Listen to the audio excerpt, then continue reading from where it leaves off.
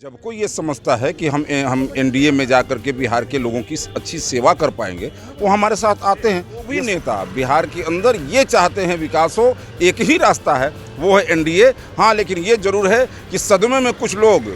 नमस्कार, news for nation देख रहे हैं। मैं हूं आपके साथ वंदना। बिहार में जिस तरह से लोग ये कयास लगा रहे थे कि एनडीए और जेडीयू में टूट होने वाली है, लेकिन सबसे बड़ी खबर आई कि जहां अब चिराग पासवान अलग पड़ गए हैं, बाकी जो भी सांसद हैं अब वो पशुपति पारसनाथ को नेता मानने लगे हैं। इस विषय पर विशेष बात करेंगे। हम बीजेपी के प्रवक्ता हैं अखिलेश सर, और इनसे बात करते हैं। सर, अब इस टूट को किस रूप में आप देख रहे हैं? नहीं, देखिए, ये कोई टूट की बात नहीं है।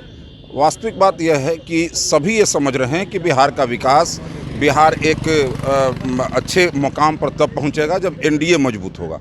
और इसलिए जब कोई ये समझता है कि हम एनडीए में जाकर के बिहार के लोगों की अच्छी सेवा कर पाएंगे, वो हमारे साथ आते हैं। ये स्वाभाविक है, हम इसमें न कोई टूट की बात है। हाँ, ये ज़रूर है कि जिन लोगों को ये सपना आ रहा था कि हम बिहार को तोड़ दिए, एनडीए को तोड़ देंगे, उन लोगों को थोड़ा झटका लगा होगा और बार बार कह रहे थे कि ये सरकार नहीं चलेगी, ये सरकार गिर जाएगी। और उनको ये समझ में, और इसके लिए कहीं हद तक, किसी हद तक गिर भी रहे थे, उन लोगों को आज झटका लगा होगा। लेकिन वास्तविक स्थिति ये है कि एनडीए धीरे धीरे मजबूत हो रही है, उत्तरोत्तर मजबूत हो रही है और होती रहेगी। हम बिहार के विकास के संकल्प के साथ आगे बढ़ते रहेंगे। हमारे सामने लक्ष्य स्पष्ट है, बिहार का विकास। एक तरफ कहते थे चिराग पासवान कि हम हनुमान हैं, प्रधानमंत्री के हमेशा वो साथ खड़े रहे हैं।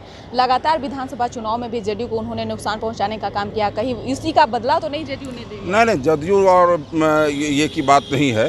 नुकसान हमें भी हुआ है। हम भी कई सीटें लोजपा के कारण हारे हैं। भागलपुर में हमारे रोहित पांडे जी लड़ रहे थे, वो लोक जनशक्ति पार्टी के कारण हारे हैं। इसमें वो कोई विषय नहीं है। विषय ये है कि वो जो चुनाव था, वो चुनाव आया गया, समाप्त हो गया।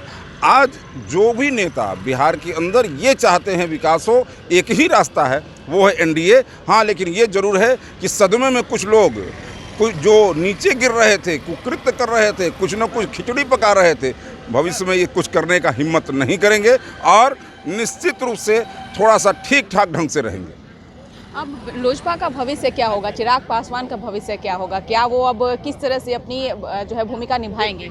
देखिए, भविष्य तय करना उनको स्वयं है। वो स्वयं उनको सोचना होगा कि बिहार की सेवा के लिए उनको क्या करना चाहिए। और ये ज़रूर है कि मैं ये कहना चाहूँगा कि सकारात्मक भूमिका के साथ और बिहार के विकास के संकल्प के साथ और इस लक्ष्य के लिए जो उचित हो, हमेशा उनको सही निर्णय करना चाहिए और इस हिसाब से आगे बढ़ना चाहिए। अब जिस तरह से जेडीयू के जो कहा जा रहा है कि आज उसी का कारनामा है कि जो सांसद हैं वो अब चिराग पासवान को छोड़ चुके हैं, बीजेपी को इससे कितना बड़ा नुकसान होने वाला है? कोई नुकसान नहीं होने वाला है। भारतीय जनता पार्टी एक ऐसी पार्टी है जो ऑर्गेनाइजेशनल रूप से बिहार के कोने कोने तक, बूथ तक मजबूती से खड़ी है। हमारे पास सक्षम नेतृत्व भी है और सक्षम नीति भी है, और इसलिए हमें कोई नुकसान नहीं होने वाला है। हम भी उत्तरोत्तर आगे बढ़ रहे हैं। हमारी भी एक ऐसी ताकत है जो बिहार के अंदर, जिसको कोई इनकार नहीं कर सकता है, और इसलिए किसी नुकसान की बात नहीं है। हमारा पार्टनर अगर मजबूत होता है तो हम इतने बड़े दिल से आगे बढ़ते हैं कि पार्टनर मजबूत होता है तो स्वयं अपने आप को मजबूत समझते हैं। इसलिए कोई नुकसान नहीं होने वाला है। हम और मजबूत होंगे। तो आप सुन रहे थे कि क्या कह रहे थे बीजेपी के प्रवक्ता अखिलेश सिंह ने साफ तौर से कहा है कि जिस तरह से कयास ये लगाया जा रहा है कि जेडीयू में शामिल हो जाने के बाद सांसदों का बीजेपी को नुकसान होने वाला है, तो ये भ्रम है। बीजेपी हम बड़ी पार्टी है और हमारी पार्टी सब स्तर तक काम कर रही है, इसलिए हमें कोई नुकसान नहीं होने वाला है। लेकिन अब देखने वाली बात रहेगी कि आगे कुछ बिहार में बदलती तस्वीर सामने आती है, क्योंकि अब तो बिहार की राजनीति में खेला होना शुरू हो गया है। वो भी हम तस्वीर आप तक जरूर साझा करेंगे। इस खबर बस इतना ही। देखते रहिए न्यूज़ फॉर नेशन। नमस्कार।